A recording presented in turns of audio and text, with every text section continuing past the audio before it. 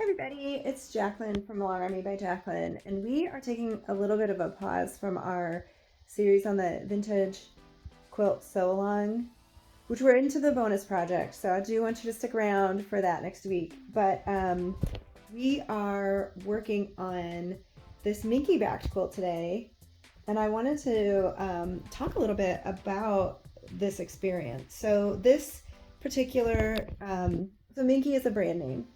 There's Cuddle, there's all of those sort of napped, fuzzy polyester faux fur type fabrics. So when I say Minky, I don't really mean Minky the brand. I mean Minky sort of that class of fabrics. Cuddle fabrics, what do you call those?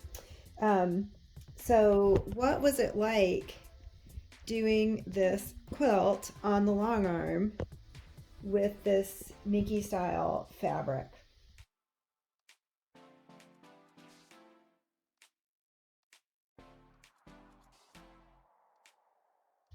So for one thing, as you can see, the definition on the back of the quilting is really, really pronounced and stunning. So if you are proud of your quilting, it's an excellent way to show it off. If you're looking to disguise your quilting, choosing a Minky that has a texture or a print or like some mottled coloration going on would be a way to camouflage and soften your mistakes if that's what you're looking for. So it gives you some really good textural pop. If you want that, that's something great to go for. Also, picking stitches on Minky is not easy. So I really don't even know how you would do it without ruining the nap and the little fibers if you were doing this on like Minky on both sides. But my recommendation would be pick from the cotton side if you have a choice. The other thing is this is a fairly small quilt and it gets heavy fast. And I've seen some other videos. You can opt to not use any batting. This quilt has not been trimmed at all. I went with a cotton bamboo blend because I was trying to preserve the drapiness of the Minky material, which is kind of one of the things that you want when you're going for that. Lot of lint when you're cutting, almost no lint when you're sewing. So that was interesting. A lot of times my bobbin kind of tells the tale of linty fabric coming from the backing of the quilt or from the thread. You'll learn the hard way real fast who's linty. But this one was very low lint once it was cut. But during the cutting, I can show you. During the cutting, I have all this little lint, and that is after I cleaned up my floor once or twice. That's what's still floating around on my floor. I didn't press on the seam allowance when I pieced the back because Minky is synthetic and I didn't want to melt it, but it didn't seem to need it either. This seam area, I left a healthy seam allowance so it would lay nice and flat for me because I'm not pressing it. And it did, the bulk added up pretty quickly here. The Minky is a little bit expensive. This piece of fabric that I got is from Joann Fabrics, and it was regular price $20 a yard.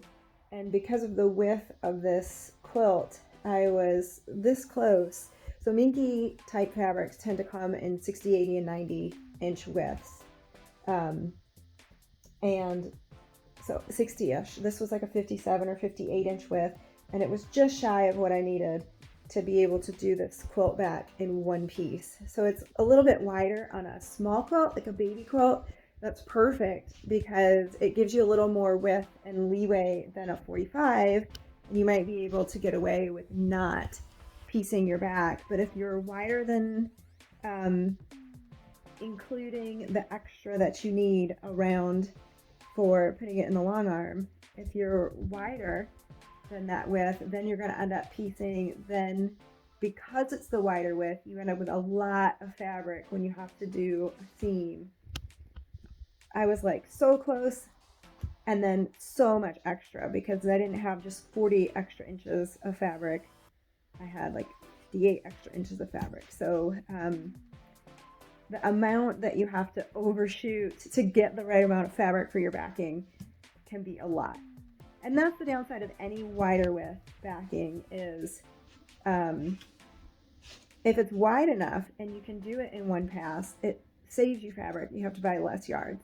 If you have to put the seam and buy the same amount of fabric length along the bolt as you would for a regular width, then it gets really wide really fast and you might have to buy more fabric than you need. And at 20 bucks a yard, having to buy 4 yards is a lot. The cost, the weight, the lintiness, those are what I would call maybe the cons. And also it has stretch in one direction. So along the selvage, it does not stretch, and across the like from selvage to selvage does have stretch, and you will have to manage that. And it is a little bit more slippery, so you've got stretch and slip, which a typical quilting cotton will not have. So and it is polyester, so I didn't iron mine at all, but I didn't need to. So you'd have to iron on a low iron, and I find that those sometimes to get the iron low enough for the fabric safety, you're really not getting enough heat to get a good crease either. So if you're doing intricate piecing in a Minky, that could be really difficult because you're not going to be able to press. And I think you would have to leave a wider seam allowance. So you're going to have wider seam allowance, a little bit trickier pressing. If you're just doing a backing, that shouldn't bother you. But pros, that texture on the back is incredible. The feel and the drapiness is incredible. I have seen people opt to not back, but the definition of the quilting on the front is going to be significantly less. And to me, if a customer is paying for the long arm, they want to see that long arming. And if you're doing a minimal quilt and you want to emphasize the drapiness, I would do sort of very minimal quilting, maybe just in the ditch, squares or diagonal hash, like a nice fat 3.5 inch width, and you could do that on a sit down machine with a walking foot fairly easily. So I don't think I would go through the effort of free motion quilting, anything sort of ornate and labor intensive, if I wasn't going to bat, because you won't really see it as much. So in conclusion, I will definitely be using Minky again. Things that I'll think about, I think it's ideal for smaller quilts because you get the advantage of that 60-inch width without having to buy that expensive of fabric for 2 length that you have to seam. So like this is an average size toddler quilt, a small toddler quilt, crib quilt on down, and it is gonna weigh a lot. Minky is a heavier fabric, and by the time you have the Minky, which has some puff, and the batting, which has some puff, it's a pretty substantial blanket. So if someone's super hot natured, maybe I wouldn't choose that backing for them. So that's my conclusion.